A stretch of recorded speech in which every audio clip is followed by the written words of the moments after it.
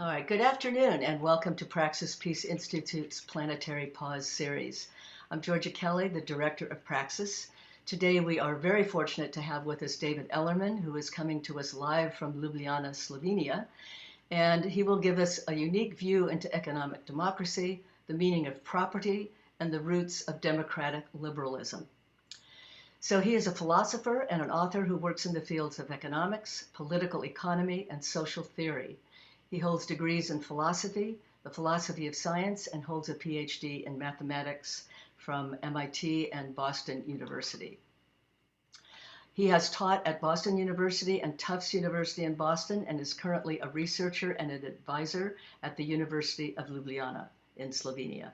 Previously, he worked at the World Bank as an economic advisor to then chief economist Joseph Stiglitz. Michael Moore featured Ljubljana in his film Where to Invade Next as a place where even an American can get a free university education, all in courses in English. So the ideas featured in Ellerman's book too, Neo-Abolitionism, which was published 2 months ago, will be highlighted in the interview today. Some of the other books he has written are The Uses of Diversity, Essays in Polycentricity, which was published last year, Helping People Help Themselves, From the World Bank to an Alternative Philosophy of Development Assistance, and Intellectual Trespassing as a Way of Life. So welcome, David. Thank you for being with us today. And anyone who hasn't muted themselves, please do so. We are going to begin with the questions. The first thing I want to ask you, David, is, because I'm sure many people here will be interested in having never been to Slovenia, what it's like living in Slovenia and why you chose to settle there as an American in Slovenia. Yeah, well, I've worked on these issues of worker ownership with my colleague Chris Mackin there since the 70s.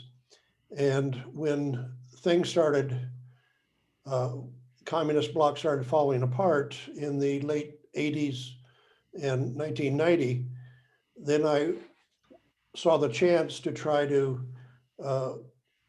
when there was privatization of state-owned or so-called socially owned firms, to try to introduce a model where they could be privatized to worker ownership. And so that was the time when I moved to Slovenia, and because that was the most liberal. I mean, Yugoslavia was the most liberal of the socialist countries, and Slovenia was the most liberal of the parts of Yugoslavia in some sense, and also the most developed of the republics in Yugoslavia. So I set up a company to do consulting on privatization. I helped draft the privatization law, and the government, the newly elected Christian Democrat government, had some misgivings about it, and so they brought in Jeffrey Sachs, and Jeffrey Sachs sabotaged the law, and instead proposed a sort of voucher program where everybody would get shares for free and could invest them on the stock market, but that cut the link between where you work and what you have ownership rights in. And so there was this battle for a while between Sachs and myself, and the parliament or the government withdrew support for our law and tried to push the Sachs law through, but we got organized and ended up defeating the Sachs law too. So for many years, Slovenia had no privatization law for 2 or 3 years. It didn't really need one because it was already effectively a marketized economy. The managers were not red nomenclatura. They were perfectly good managers that had offers of employment in Germany or in Austria and so forth. So I couldn't do any consulting business. And that's when I joined the World Bank, because the World Bank was behind Jeffrey Sachs, and I decided to try to fight it from the inside.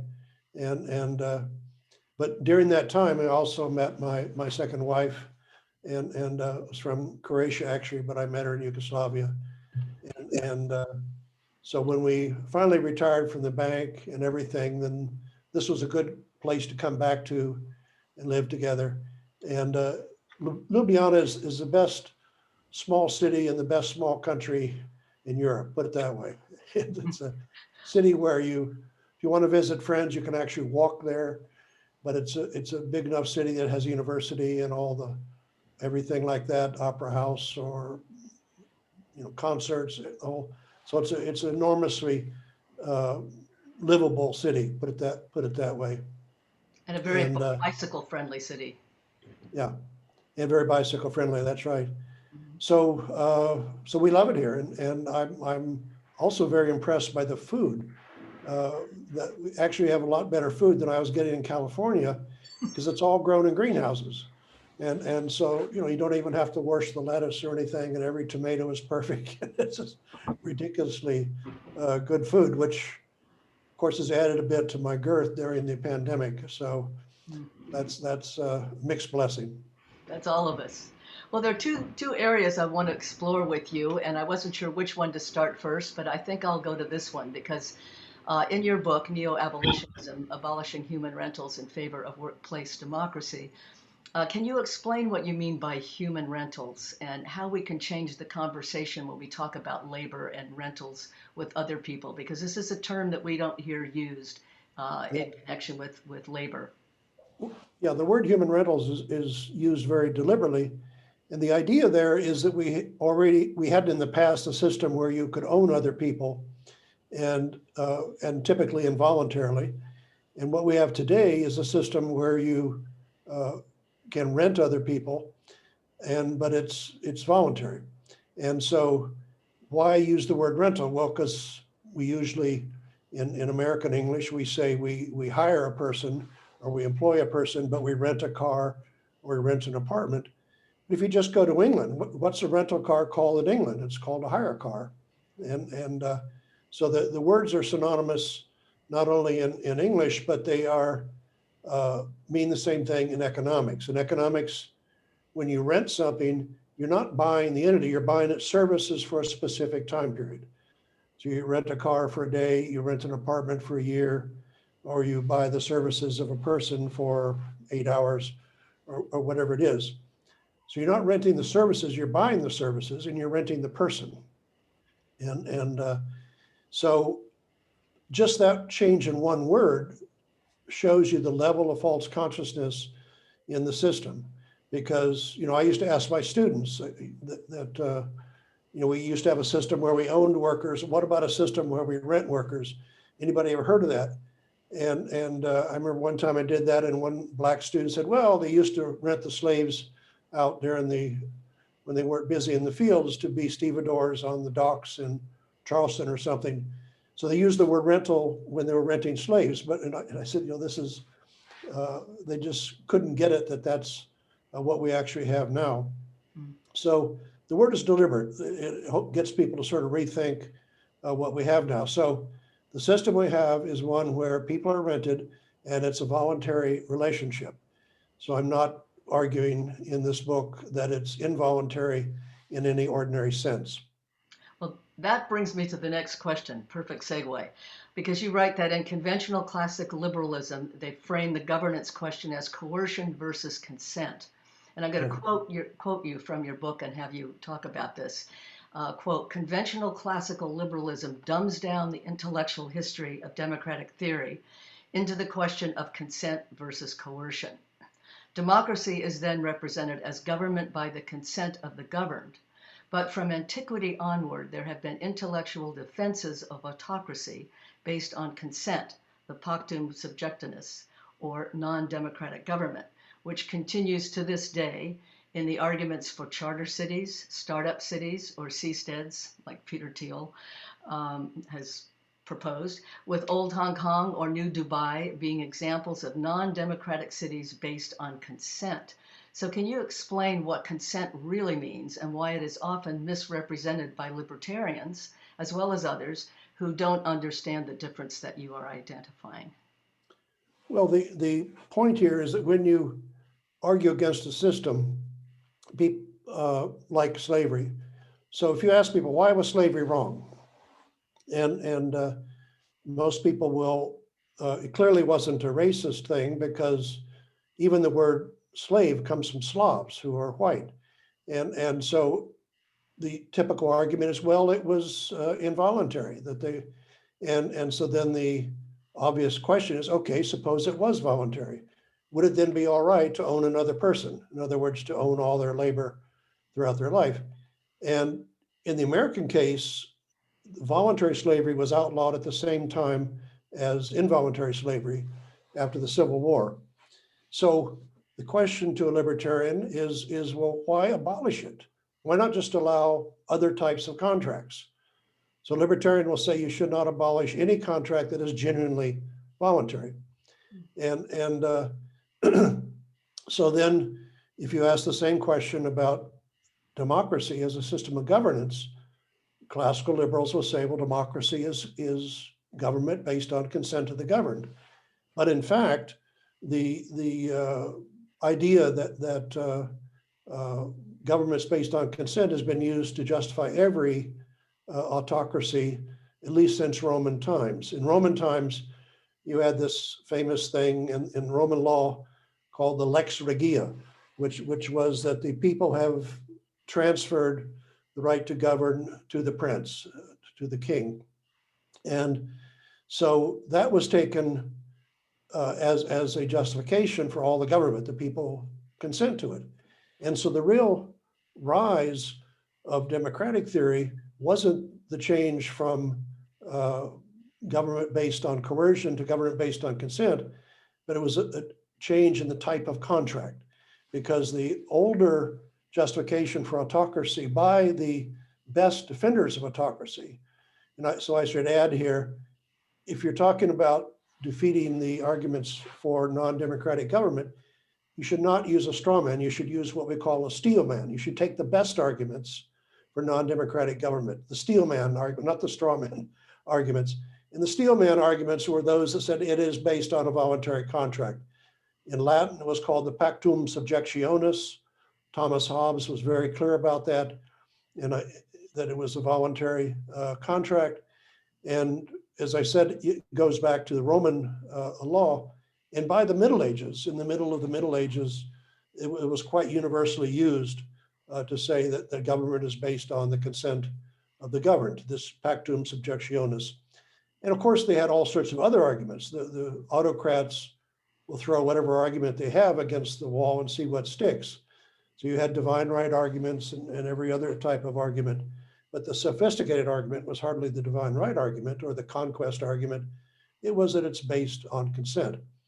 So the real rise of democratic theory wasn't saying it should be based on consent, but it's based on a contract where you don't transfer the rights, you don't alienate the rights to the sovereign, that it's only a delegation. And so the ruler is your agent, rules in your name and by your authority, and can be removed when the sovereign screws up in whatever way or another. So the real question was not consent versus coercion, but it was two different types of consensual contracts: a contract to alienate the right to govern yourself, and the contract that is a delegation contract. And so the people that have authority over have it by your delegation, they are your representatives, and so forth. So that's the sort of history there. And so that's, as we'll get to in a bit, that's why the basic argument was not that you should have consent, but that you should have rights that are inalienable. In other words, there's something intrinsically wrong with a contract to alienate those rights. And that, by the way, same intellectual history was there for slavery. That if you go back to Roman law again, there were three ways in Roman law to legally become a slave. And one was an explicit contract that to become a slave. The second law was when you were committed a capital crime against Rome, like fighting against Rome in a war, and were taken a prisoner of war, then they had the right to kill you because you committed a capital crime.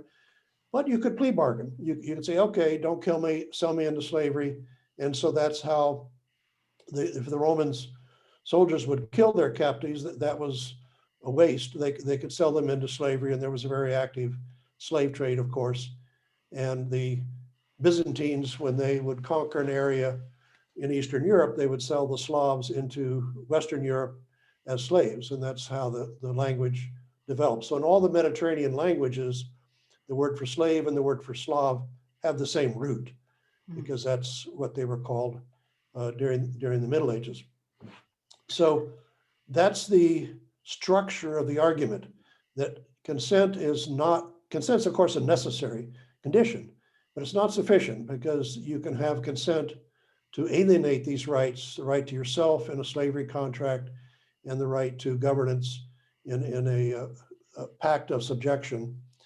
And by the way, the third law in Roman law for slavery was, if you were born of a slave mother, then you were raised for 18 years or whatever it is, food, clothing, and shelter from the master, and you need to pay that off.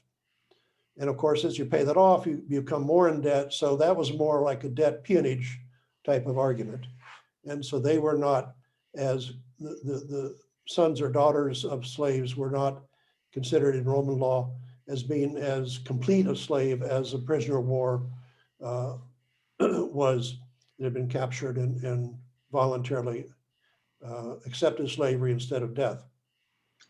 You mentioned that the debate between capitalism and socialism is not the real issue. And then you also said something characterizing Karl Marx's biggest blunder in defining capitalism. Can you kind of put those questions together and talk about the debate between socialism and capitalism? Well, the main characteristic today that is the problem is that we went from a system of owning workers to a system of renting workers and renting them voluntarily. And as I mentioned, the voluntariness argument has been there all through history, since Roman law at least. So the parallel argument goes against the human rental contract, that what is pretended to be alienated in the human rental contract cannot in fact be alienated. And we can go into that sort of argument. That's true in all the examples I give there. Now, the complete irony is the way that Marx defined capitalism, which was more than gladly accepted by the employers, was that Marx analyzed the medieval notion of dominion. And so what was the right of the lord over the serfs, or the people that lived on the land, the vassals? And the right of dominion said that property is dominion, that you have the right, if you own the land, you have the right to govern the people that live on the land, and you have the right to the fruits of their labor. So there are other theories about the Middle Ages, by the way. There is a contractual theory as well, but the sort of standard one was this theory of dominion, that your rights derive from the ownership of land. And Marx accepted that theory and just substituted capital for land. That's where the whole name capitalism came from, is that whoever owns the capital, the means of production in the Marxian phrase, has, by virtue of that property right, the right to govern you in production, and the right to own the fruits of your labor. So that is actually a misconception of private property, and I can explain that too. So the whole idea that capitalism is based on private property is actually wrong. It's based on renting human beings. It's like, analyzing slavery and saying, why do we have private ownership of slaves? We should have public ownership of slaves, which in fact you had in Greece. Athens had privately owned slaves. Sparta had publicly owned slaves, the Helots. And so you could interpret the Peloponnesian War as a battle between privately owned slaves and publicly owned slaves. So that's the way the whole capitalism and socialism debate has evolved, is should you have privately rented workers rented for private greed versus publicly rented workers who are rented for the public good, blah, blah, blah. So that's just a way to characterize it. And the neo-abolitionist position that says, well, publicly renting your workers is no better than privately renting the workers. We should do away with renting people altogether, publicly or privately, and people should be the members, the owners of the firms where they work. So that's the structure of the argument. So now I'm going to go to my last question before we open it up to the participants to ask questions. Um, all of this has kind of led up to, in my mind, and I'm probably sure yours, to the Mondragon model in the Basque region of Spain, and how this is not a place where workers are rented. And I'd like you to explain your relationship to and your thinking about the Mondragon cooperatives and their model. Yeah, so the Mondragon cooperatives are actually the best model we have today throughout the world of workplace democracy. And it grew out of Catholic social teaching. This priest who seemed to have very good moral intuitions, and the aspect in Catholic teaching of what was called the priority of labor over capital. So labor should always hire capital instead of capital hiring labor. In other words, that you should only have a system where you rent things and you don't rent persons. So labor should always hire capital. And so that meant that in the workplace, you should automatically qualify for being a member of the firm by virtue of working there. The same way you qualify to be a voter in California by residing there, or a voter in Sonoma by residing there. You don't have to buy that right. You qualify for that right by playing the certain role that qualifies you. And that's the same idea in Mondragon. If you work in the company, and there's a probationary period and so forth, but once you're accepted as a satisfactory worker, then you're become a member of the company. So, and it's one person, one vote. It's a cooperative, but it's also as a great innovation that when you get the fruits of your labor in net terms, the positive minus the negative, and when that is paid out in cash, that's your private property. But sometimes, in fact, quite often, the demands of the business say that some of this net income needs to be reinvested in the firm to buy new machinery or whatever it is. And one of the big mistakes in Yugoslavia, because it came out of this idea that we don't want private ownership of the means production, we have to have social ownership or public ownership in the Soviet Union, but social ownership in Yugoslavia, was that people gave up the right to any income in Yugoslavia when it was retained in the firm. And Mondragon has the solution to that. They have an account in the firm. So when the firm reinvests part of the profits, which would be your private property if it was paid out, is instead reinvested in the firm, and they just keep track of how much was your share that was reinvested in the firm, and that's in your account. The account is not equity, it's debt from the cooperative to you. You have no more votes because you have a big account. You have no more share in future net income. You use a big account. It's simply a subordinate debt of the company to you. And that solves a big problem in a lot of traditional cooperatives where you didn't have these internal capital accounts. And we first learned about that in the late 1970s. Chris and I co-founded a consulting company called the Industrial Cooperative Association. And we, in effect, dedicated ourselves to adapting the Mondragon model to the United States. And so in all the cooperatives that we set up, there were these internal capital accounts in addition to one person, one vote. And but just a footnote on that story is cooperatives as vehicles for worker ownership in America have been nowhere near as successful as the ESOPs, the Employee Stock Ownership Plan. So the alternative route is to try to democratize ESOPs. And so both Chris and I left the ICA in the late 80s and worked instead to try to use the more popular version of employee ownership ESOPs to make them more democratic. And now that's what I'm doing here in Slovenia. We formed a Institute of Economic Democracy. You can see the website, and we are now converting our first companies in Slovenia to form a democratic ESOP, and which I can explain in more detail later on. But Mondragon has throughout been sort of the theoretical ideal. It's not that Mondragon is perfect. It's not that the people there are angels. They've fallen far short of their ideals in many ways we can go into, but it's the best we got to look at and to try to understand the principles. And of course, Georgia takes annual, or used to take an annual trip there before the pandemic.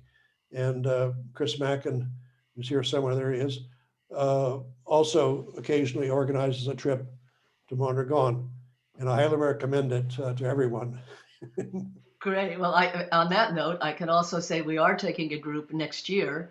We decided not to try to go this year, but we have a seminar there for a week in May 15th to 22nd, 2022. So if any of you are interested, we will be going back for a week-long seminar, and it's probably one of the most in-depth experiences there that we have. So we highly recommend it. I've been there 10 times. Could I get some Slovenes to join you? Is that? Oh, that would be fun. We should talk about this afterwards. Absolutely.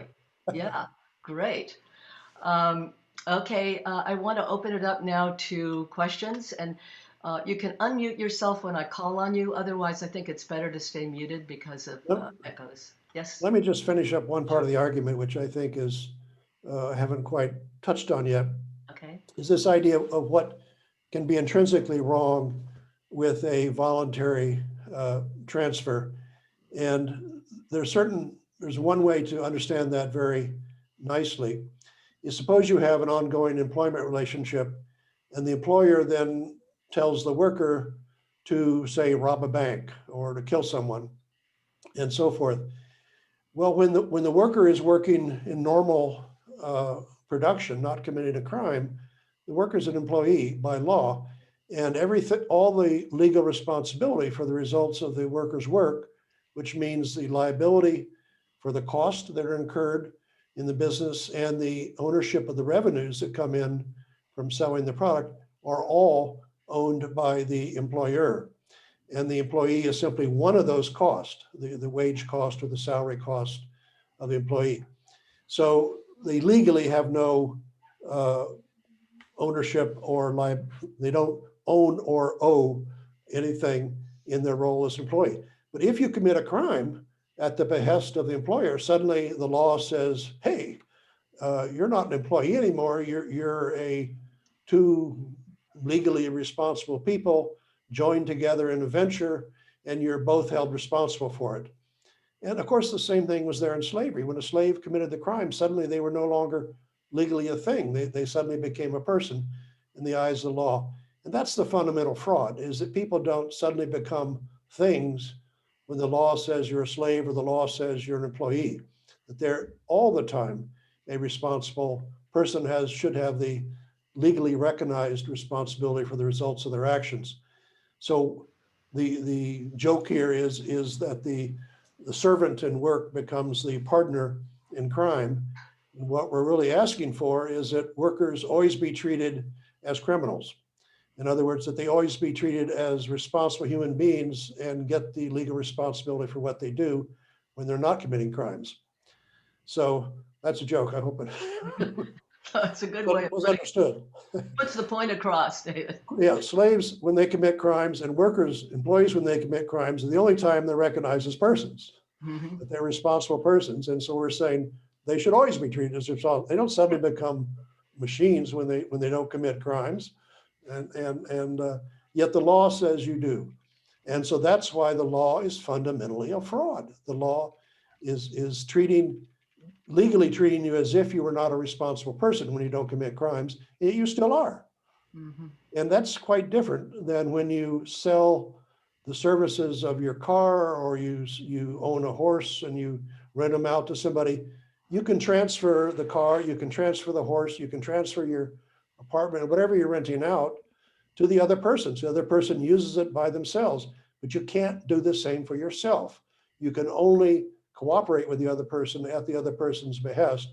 There's no such thing as turning yourself into like a part-time robot when you're in the employment of another person. So that's the whole legal relationship is fundamentally a fraud. And that's the problem in libertarianism, classical liberalism.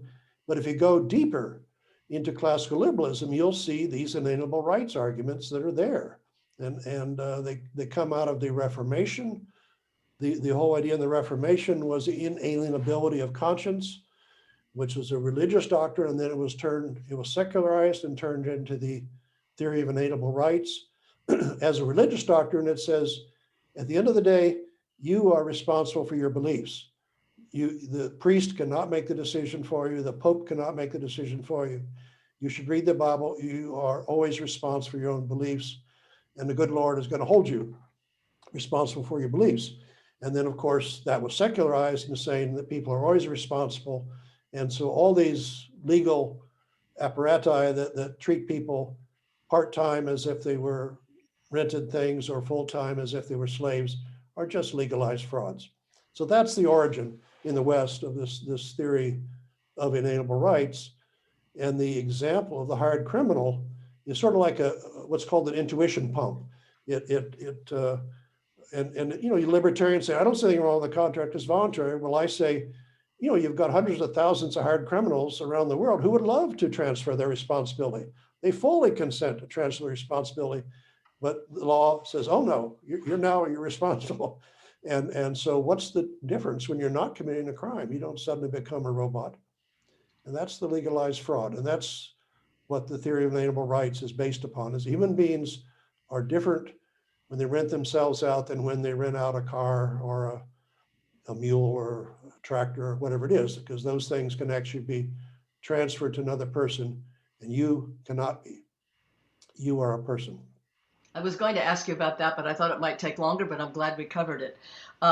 Closed captioning is really doing quite a number on alienable rights. At one moment, they called it edible rights. At another point, they called it animal rights. So I will correct those things. Now I guess we can open up for questions. Who would like to go first? Yeah, briefly, I just have a question. I'm just looking for the Institute of Economic Democracy that you mentioned. Is it iedpress.com?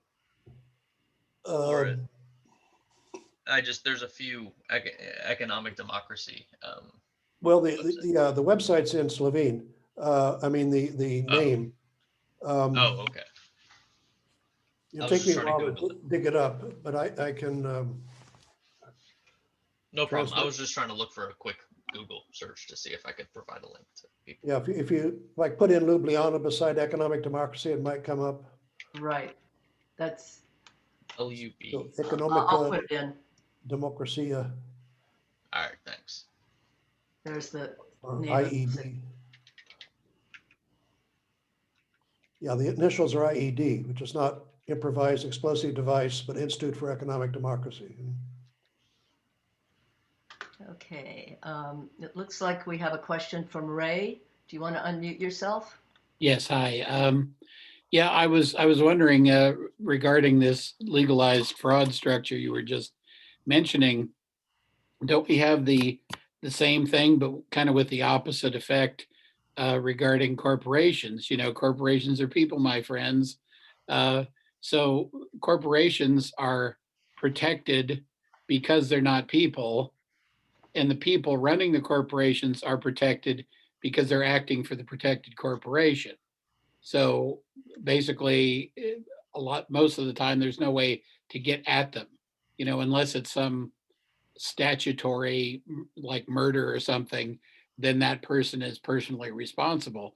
But everything else that they do for the corporation that's criminal is somehow protected. Is that part of your construct? Well, not at all, because the basic idea is that, as I mentioned, people are always responsible for, or de facto responsible, and should be held legally responsible. In the case of the corporation,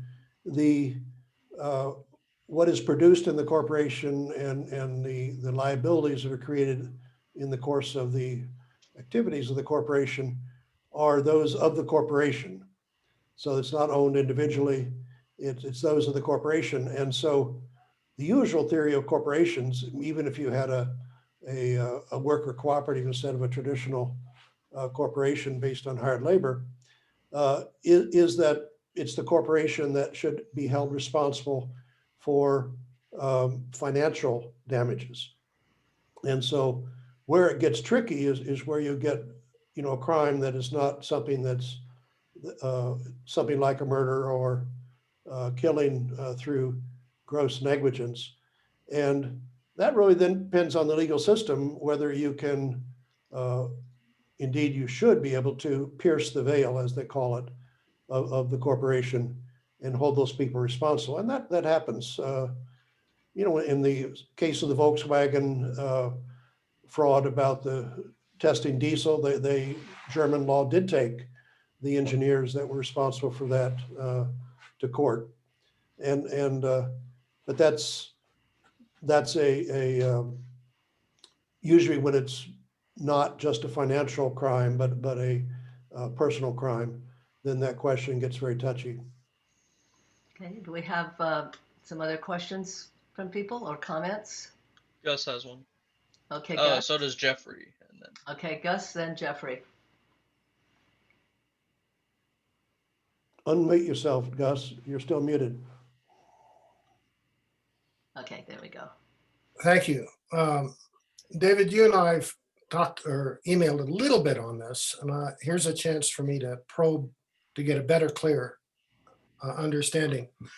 I started my dissertation research because I had no money by starting a small business as a street vendor. I was an artist. And it was successful enough that at a certain point, I would hire people to be vending for me when I couldn't be vending 7 days a week, for example. And when it got big enough that I had a little bit of wholesale business, I'd hire people to help package, although I did my share of it too. And then because I hate management, hired a friend to, keep track of the documents that you need if you're hiring people to do things for you. Okay. Under traditional system, I guess I'm renting them out, although it was a very, very personal relationship in each and every case. How is that kind of micro enterprise, how would that fit in an appropriate way in your model? Yeah, well, what I'm giving is a theoretical argument. You have to, at some point in the future, translate that into practice. And so where do you draw the line? And for example, in one of the big worker-owned firms in the UK is John Lewis Partnership. And everybody who works on a permanent basis in the company is a member, but people they bring in for the Christmas rush are not. And so the practical, you can't have people, it'd be very difficult just in practical terms to bring people in and out of membership on a monthly basis because you need them for December for the Christmas rush. And so that's been sort of the when the rubber hits the road in terms of practice, you draw the line that people are there just for temporary reasons, to take in a harvest, to do your street vending when you're too busy. We have friends here in Slovenia and Croatia that want to go to the coast during the summer, and they have a small business, family business. So they have a person outside the family to come in and tend the business. So that's, even in Yugoslavia itself, where you had this socialist self-management, you had to have, I think, more than 15 people before it had to be a self-managed firm. So you had small businesses, mom and pop shops and so forth, even in socialist Yugoslavia, until they got to a certain size. So I don't think you're going to go to hell, Gus, for having somebody come in to help out. But and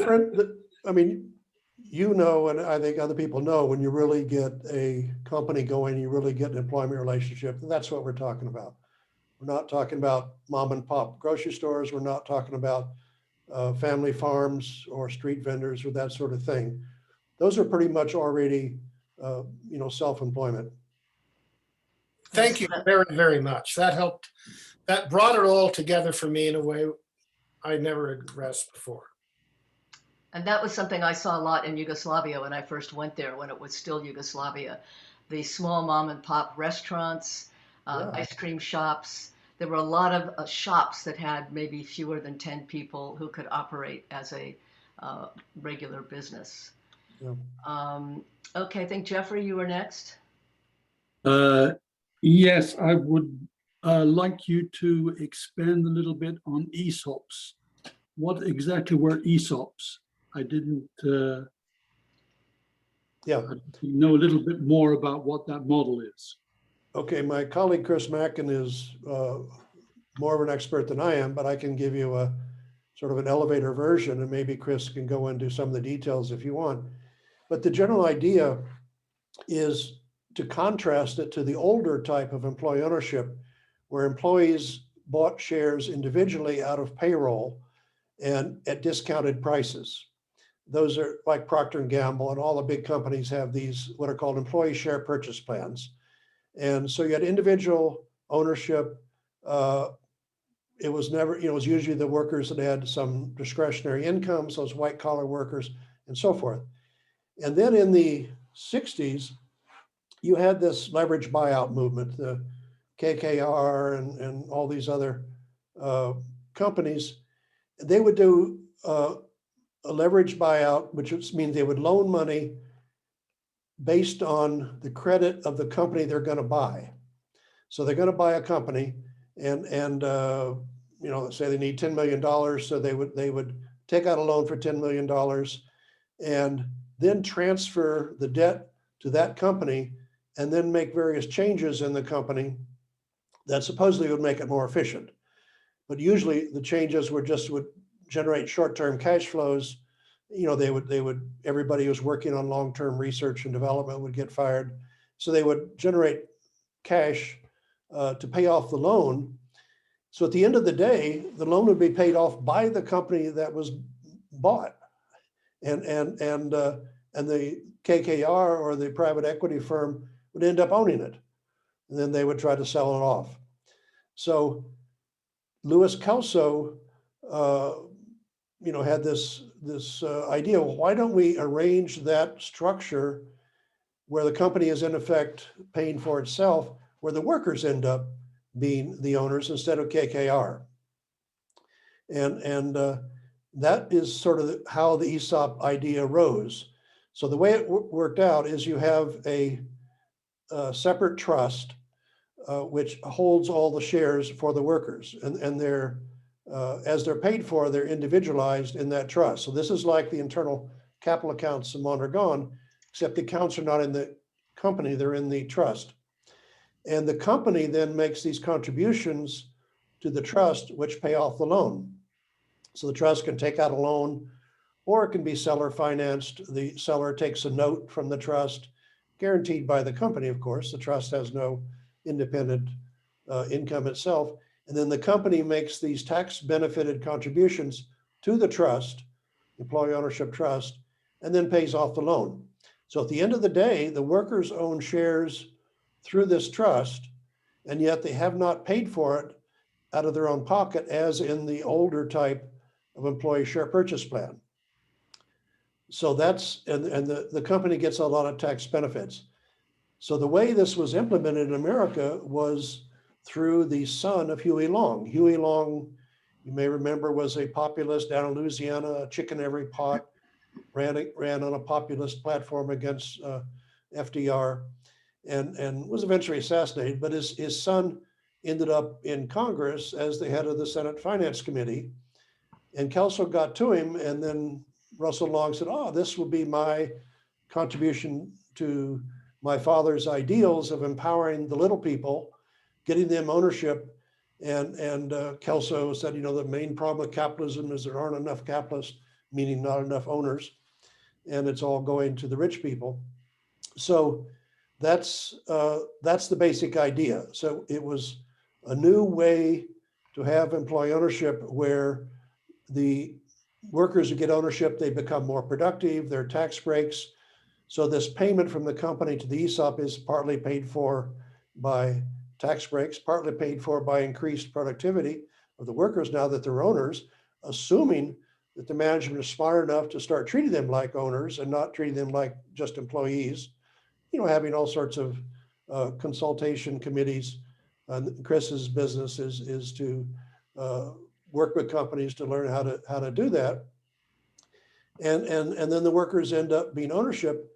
And the way it was put into law in the ERISA Act, it was about 1976 or 77, Employee Retirement Income Security Act, ERISA. So what Russell Long did was, in a normal pension trust, private pension trust, it is by law restricted from buying more than some small percentage of shares in the parent company, in the company itself. It has to be diversified. So Russell Long said, suppose we carve out a pension law, a special type of pension law that'll be called ESOP, Employee Stock Ownership Plan, that can own up to 100% of its assets. In fact, should be 100% of its assets in the underlying company. So that's how it was done. The underlying company makes these contributions, and then the ESOP gets the shares either through seller credit, exchanging a note with the seller, which is typically a retiring owner, or gets a loan from the bank underwritten by the company, and then buys the shares, and then the loan is paid off. Only as the loan is paid off do the workers actually get the shares in their accounts. So they're like earning them in that indirect sense. They're not paying for it out of payroll. They're paying for it by this increased productivity, the tax breaks, and also just from the moral goodwill of the old owner, because they're now in America, there are 7,000 ESOPs covering about 14 million workers. And in the private sector workforce, 10% of the private sector workforce are work in an ESOP company. So where I used to live in Riverside, Winco, the Winco supermarkets, you have them elsewhere in California. That's 100% employee owned. That's an ESOP. And we also had a appliance store in Riverside called Howard's, and that's also a California chain selling appliances. And each salesman has a little thing on his shirt pocket that says, I'm Joe, and I've been an employee owner for 17 years or something. And that's 100% ESOP as well. So there are probably companies that are ESOPs and may or may not advertise it. Winco advertises, it has employee owned splashed across the front of its stores. So that's what the ESOPs are. And they have been much more successful in the sense of getting going than co-ops. In worker co-ops, there's maybe 400 or so in America, whereas there's 7,000 ESOPs. So the statistics are quite clear. So Chris and I decided to switch to a strategy of trying to make ESOPs more democratic and more participative, rather than continue to do co-op here and there, because ESOPs are clearly a way to go in terms of getting more and more workers familiar with employee ownership. And that's what we're doing in Europe now, starting in Slovenia. Chris, did you want to say anything about that or not before I go to John? Well, no, that's all fine. I mean, I guess I'm guessing, I'm not sure it's right, that that the audience here is a sort of politically enlightened and progressive group, and it's often a surprise that we're talking about employee ownership that is neither a seizure or a demand on the part of workers, but it's actually a transaction from the owners of businesses selling to the employees as a group. That in fact is what it is, with the magic, exception that the employees aren't paying for the shares themselves out of their savings. That's what Louis Kelso and Russell Long figured out, is how to create a legal trust structure that can only does represent the workforce as a whole, that can go to the bank to borrow the money to buy out the founder. It's a transaction, and it's an entirely voluntary thing. there's no seizure, no demand of the employer. There are tax incentives associated with it to make it attractive to business owners to do this. And that arguably is what motivates, I don't know, half of the people. Another half of the people are doing that for the tax incentives and for legacy, because they like the idea that the people that made them rich should be the future legacy owners of the enterprise. So that's sometimes hard for particularly hard-bitten leftists to appreciate, and I'm a soft-bitten leftist, I guess, that this can come about through in such a polite way, a transaction, not a seizure nor a demand. Chris, who was that California congressman that was? Dana Rohrabacher. Dana Rohrabacher and Bernie Sanders were Right. both sponsoring ESOPs. So Yeah. No, I'm the one who informed Dana Rohrabacher that Bernie Sanders was a co-sponsor on a bill that he wanted to be on. And it was a wonderful moment to see the surprise in Dana's eyes. And Dana's response was, well, I respect Bernie. We're both patriots. I may not agree with him on everything, but we're both patriots, is what Dana Rohrabacher said to me. Well, it's interesting that Bernie Sanders in his book, Our Revolution, also mentions Mondragon, which is not an ESOP, but true cooperatives, as a model that he also supported. So I think John wanted to ask something. I should just add to that. The Slovene ESOP we're doing here is different from the American ESOP in two ways. One way is that because of the artifact that the American ESOP was carved out of retirement law, workers don't see the money until they retire or get near retirement. And that is a problem if you're a 20-year-old, trying to buy a house, build a family, and so forth. And okay, you're an owner, but you don't see any actual money until you're almost retired. So we're changing that. We have a system where there's no reason to wait until retirement to start to pay out on the internal accounts of shares. But as you buy the shares back, they then go to the existing workers. And so it's sort of rolling over. It's sort of like Social Security. I mean, who is paying off your Social Security? A lot of the people here are on Social Security like I am. And it's younger people paying in, and then they pay out the older people. And then when the young people get old, they're paid out by the next generation. So the whole thing sort of rolls over. And that's what we're doing. So we're rolling over these internal share accounts in the ESOP, so people see money, after 5 years or 8 years or whatever it is. They don't have to wait until retirement. Number two, the retirement trust is run by a trustee, usually appointed by management, and there's no democracy in that the trustee treats the workers legally as beneficiaries. So why do you have a trust? You have a trust because somebody isn't trusted. So when you get when a kid gets an inheritance, he's not trusted with getting the money. So you set up a trust until a kid reaches the age of maturity and then can get the money. So workers of all ages have to work through this trust, which treats them only as beneficiaries. So we are replacing the trust in the Slovene ESOP with a worker cooperative. So in the worker cooperative, it might own. So the workers aren't actually working in the cooperative, they're working in the underlying company, but they're governing the shares through the cooperative. So it's one person, one vote. So they may have like 20% of the shares in the cooperative. So they vote what representative they put on the board of the company to represent them and so forth. So they get a taste of democratic ownership. And when and if the co-op, the ESOP, becomes 100% owner, then the two companies can be combined, and then you have a Mondragon co-op. So we have a creeping Mondragon co-op in our notion of an ESOP. It's a slow buyout through the ESOP mechanism to create a Mondragon co-op at the end of the day. It seems like a much more efficient way to move toward the cooperative and Mondragon model. One of the cooperatives or the group of cooperatives we have in the Bay Area here.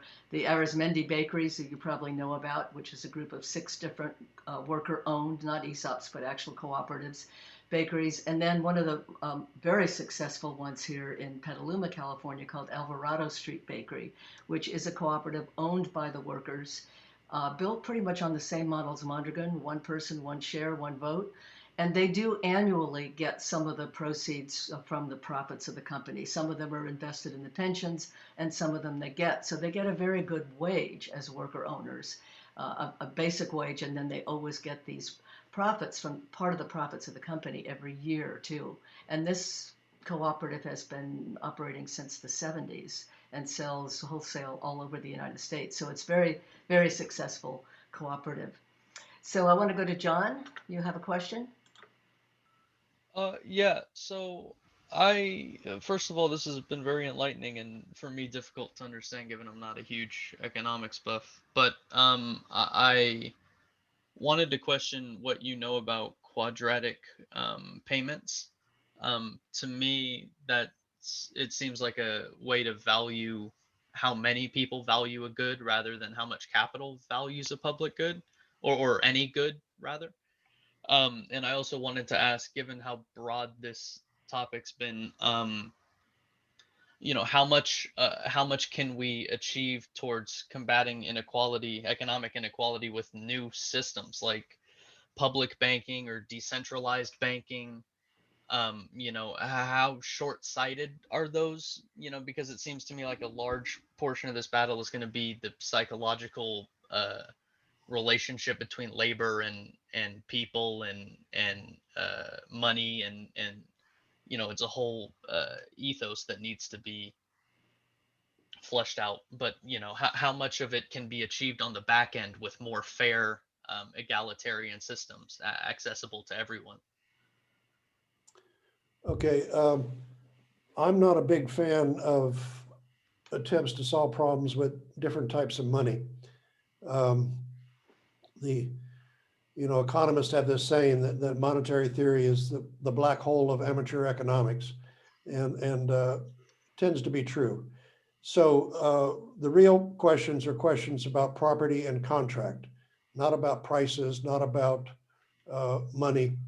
And but that doesn't mean that banking isn't a key institution. And that's why almost the first thing they did after creating was the first 5 or so co-ops in Mondragon was to create a bank. And so it didn't have any special type of money. It was just a bank. It was run by the co-ops. It was what was called a second tier cooperative. So its members were, of course, its workers plus the cooperatives.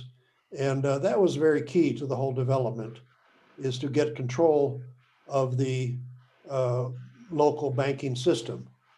And it was called the Caja Laboral Popular, the Bank of the People's Labor. And their advertisement was that it was the Escudi Cucha. Escudi is the name for Basque in Basque language, I guess. And Cucha is the strong box. So remember before banking, every household had a strong box that was where your valuables went in, that was locked, tied down to the floor, everything. So the image was that the Caja Laboral was the strong box of the Basque nation. And that was a wonderful way to get deposits from all the people, whether they worked in the co-ops or not. And then the money was used to finance the co-ops and to grow the whole system until it got to the point where there was more money to invest than they could have co-ops developing. So at that time, they changed the structure of the Mondragon system. So the bank was no longer the apex organization. It could then make investments outside the Mondragon system. And they created a new Mondragon corporation, as it were, which became the central organization of all the co-ops in the system. So banking is key, as you suggest, but I don't think it was based on any special type of money. But it's a key component, of course, in getting companies going when the traditional banking system isn't on your side. Okay, do we have any other questions, comments from anyone here? If not, I'm happy to be further asked about the quadratic payments. Not Let me that just, before we get to that, John, let's just see Yeah, if we have anyone else. Okay, I didn't see. no, we don't seem to. Okay, go ahead, John. Hi there, Oh, Alan. Alan. Alan, okay, go I ahead, just, Alan. I just would like to hear a little bit Oh, you accidentally. more wrong thing about public banking. If David would talk a little bit more about public banking, I'm involved with the public banking movement here in California. And what he just said, David, what you just said was very important. But I wonder if you have some more comments. Uh, Did I make sense? I haven't really followed the public banking in California. I know that one of Bernie Sanders' bills is to start an employee ownership bank. And Chris has been involved in, Chris, you could talk about your act itself, which is to, as I understand it, to approach it through instructing the SBA to do more loan guarantees for ESOPs or co-ops. Chris, do you want to say a few words about that? Sure. This is well, if the point is how can we, gather capital to make this happen, that's a really interesting multi-layered question. As David said, some colleagues and I have developed a proposal for something we're calling the Employee Equity Loan Act, which it's easiest to compare it to the Export-Import Bank, which presently puts the full faith and credit of the federal government behind the loans that Boeing takes out, for example, to sell airplanes in Indonesia. That there may be some arguments that that's helping create jobs or preserve jobs or whatever, but it isn't doing much to crack the problem of wealth inequality and the concentration of wealth. And so we're asking that the same functionality of the federal government to be able to guarantee loans, as done at the Export-Import Bank, as done in agriculture, as done with home mortgages over the years, be extended to this idea of democratizing industry.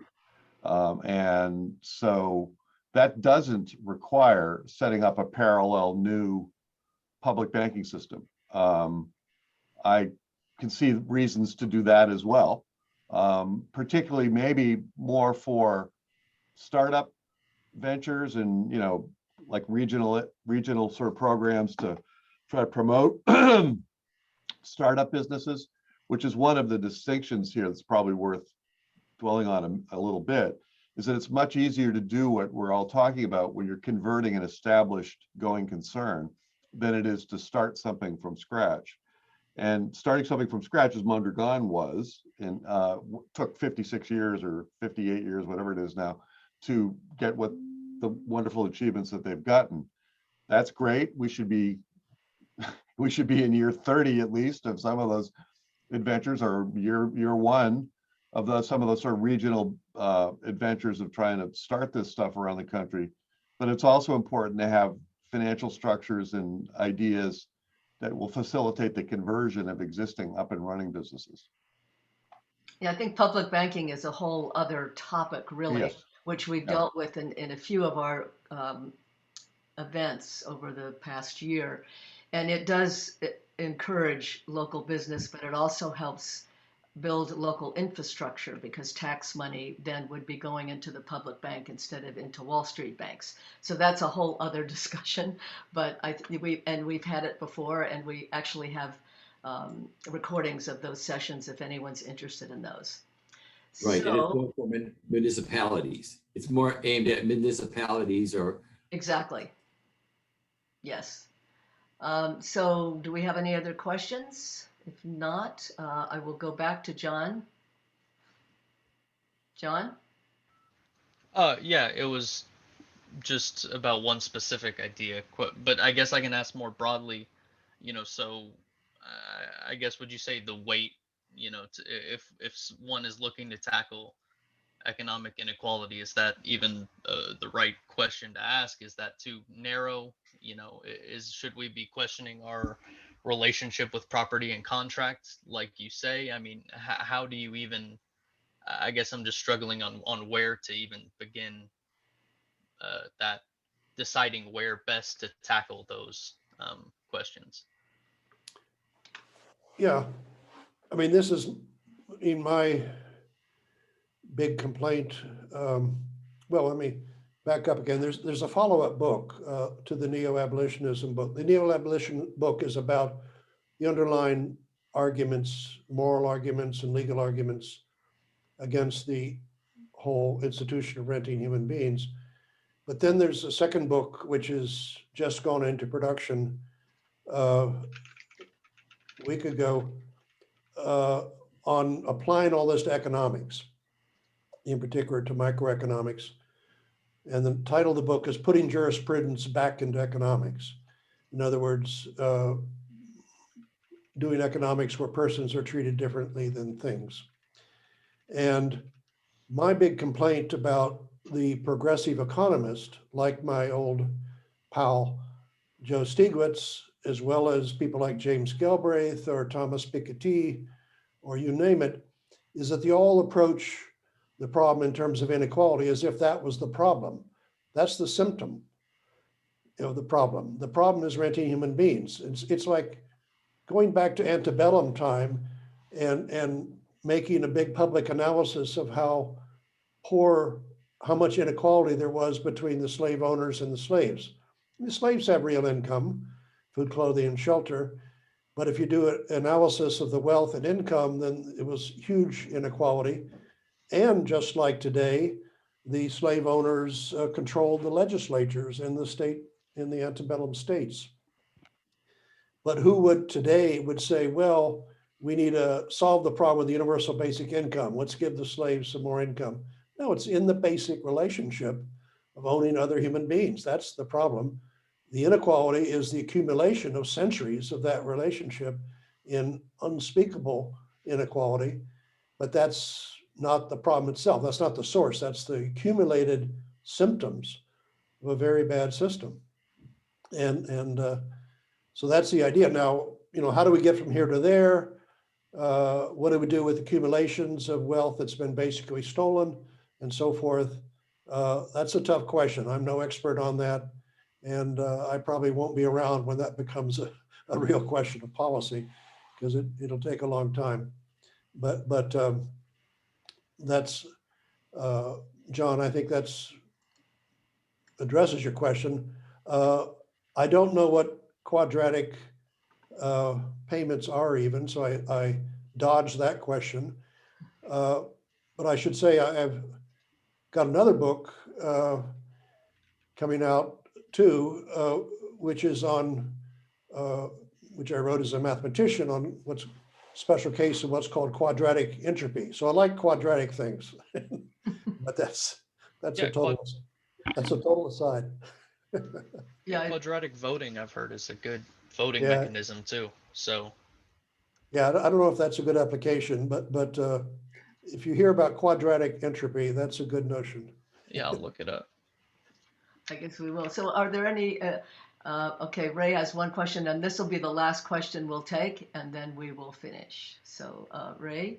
Yes, related to how you're talking about labor, the discussion that, capital can easily move across border, but labor is locked into their home country. And that sets up this whole, tension around immigration and so forth. So how would your model of labor renting capital, change that perspective about immigration? I mean, would we need laws that say that labor can move as freely as capital or something along that? And does this tie into the kind of the even lesser appreciated labor segment that they now have created, which is gig workers? So how does all that fit together?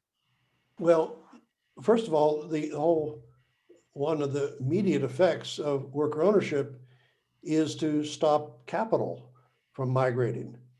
So what workers are going to send their jobs to China or send their jobs to Mexico and so forth? So that's the first important thing to notice is that employee ownership anchors the capital in the local community. And so, in America, you have the new forms of the economy have been generated by and large in the coastal community, East Coast and West Coast. I come from Missouri, and Missouri, all the economic base has been shipped out. Basically, the Rust Belt is dying, and this has a lot to do with the Democratic Party basically abandoning traditional working class in favor of Wall Street and the new symbolic class and whatever you want to call it. So the answer there is, if they had had worker ownership in all those companies that got the job shipped to Mexico or to China, we wouldn't have that problem in the Midwest. The industries do die, but if that business is your business, then you have to figure out how to do something somewhat different using your skills, using your capital, and change it. And you don't just shut it down and kill the economic base of your local community. And that's what's happened in Mondragon and a lot of other employee-owned firms, as they figure out how to use the skills they have, how to reapply them, and to create new jobs that have more viability than the old jobs. So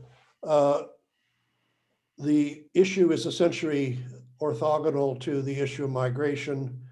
That's not directly relevant here, except that I would say a lot of this has nothing to do with worker ownership, but of course, a lot of the people coming to the United States on the southern border are in countries where America has really screwed up those countries in ways we can go into, or you can read Noam Chomsky on that or whatever you want. But that's a problem that is really at our doorstep, America's doorstep. And furthermore, my last big job before I retired from the World Bank was to actually analyze this whole debate about migration, and the traditional view of progressives is that it's a great thing for America because we get the best and the brightest from all these other countries. But as an economist thinking about development, that's not a great thing unless they go back. It's great for the Indians or bright people from Latin America or Central America to come to America and get educated and so forth. But how many of them go back and apply those skills back in their own countries?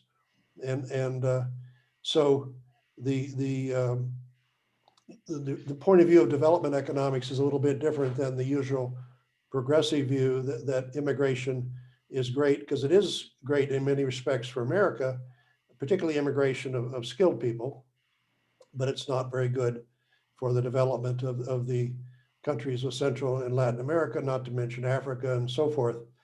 So, we could talk about that. It's a big topic. I have a paper on my website, which is called On Migration and Development, which was my last big paper I did for the World Bank, and pushing back against some of the received wisdom on migration. So your website is davidellerman.com? No, just ellerman.org. Ellerman.org. And you want to put that in the chat box? Yeah, I've linked it a couple times. I linked it at the start with the book, and I'll link it again. Great, because I was just going to mention the book again, which is Neo-Abolitionism, Abolishing Human Rentals in Favor of Workplace Democracy, which was published 2 months ago. So any final words, David, before we close? This has been very enjoyable for me. I moved out of California. I'm now living in Slovenia full time, but my stepson is taking over our house in Riverside. So I hope to return to California now and then, but only for a visit.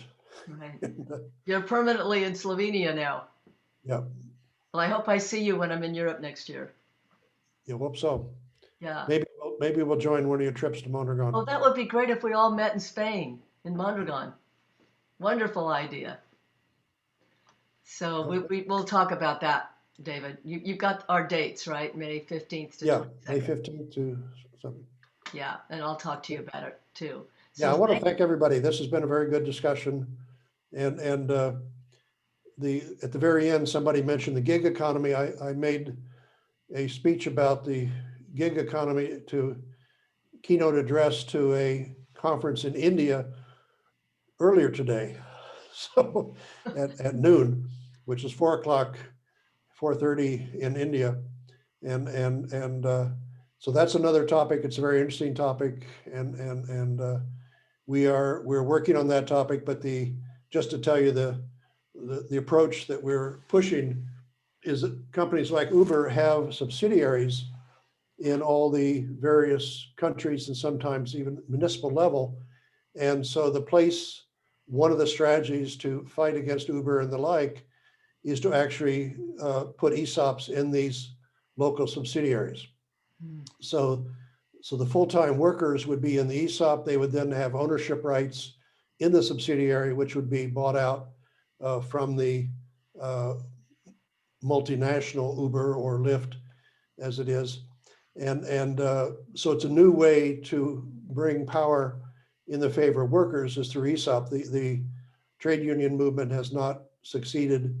You know about Proposition 22 in California that exempted Uber from the Supreme Court decision about what makes an independent contractor. So this is a new strategy to use employee ownership to start getting a grip on the subsidiaries of these big companies as one of the strategies. And we have a long paper on that will appear on our website sooner or later. Great. Well, thank you so much, David. This has been a wide breadth of explaining this. Yeah, I think I see people clapping, but they're muted. But I Thanks a think, lot. yeah, I think everyone really enjoyed this and we got a lot from it. I want to listen to it again. So thank you so much, David, and I'll speak to you soon. Okay. I'm going to stop the recording. See you all later.